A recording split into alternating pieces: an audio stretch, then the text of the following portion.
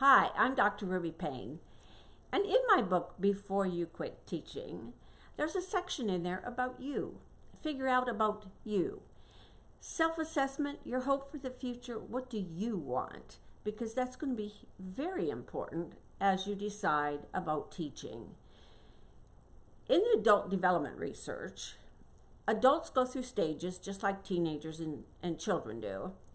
And these stages have kind of predictable patterns in them. Now, it doesn't mean that you are going to go through that stage at that time. It just describes the basic stages that adults go through in their life. And I want to talk to you just a little bit about what happens to you in your 20s and how that impacts your teaching. But in your 20s, you basically have 3 tasks. You got to figure out intimacy, identity, and independence. Who am I? What can I do on my own? And who am I in relationship with another? Intimacy. In your 20s, you are very, very concerned about what you should do to be an adult, but one thing you're absolutely certain about is you're not going to be anything like your parents.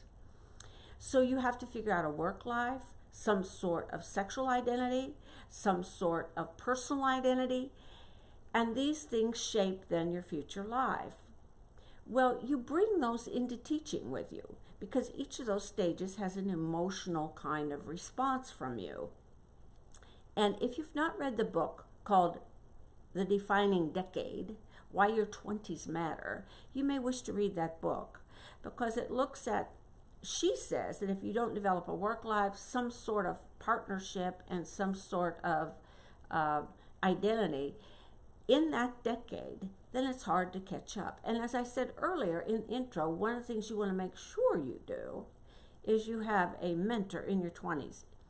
If you don't, it's a developmental handicap for your whole life.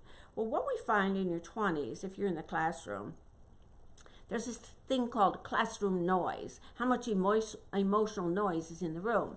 And it's in part what you bring into the classroom emotionally. You think that there's 25 children in there. They're not. There's 75 because they each brought 2 or 3 people in their heads with them to school, and you did too. So it creates this noise level. And 3 things that make a huge difference for people in their 20s in the classroom are these 3 things.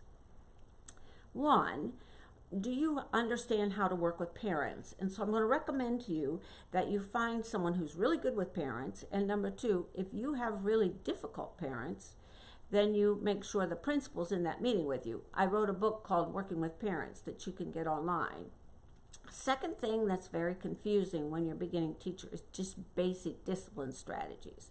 So you want 1 or 2 things that really you can use in this situation that works. And experienced teachers are some of the best places to get it. And then number 3, you have to not cross the ethical and legal lines.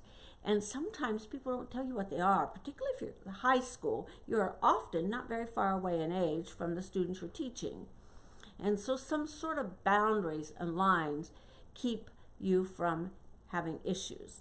So if you know about stages of adult development and you know its impact on you, you can greater predict how you will handle the emotional challenges.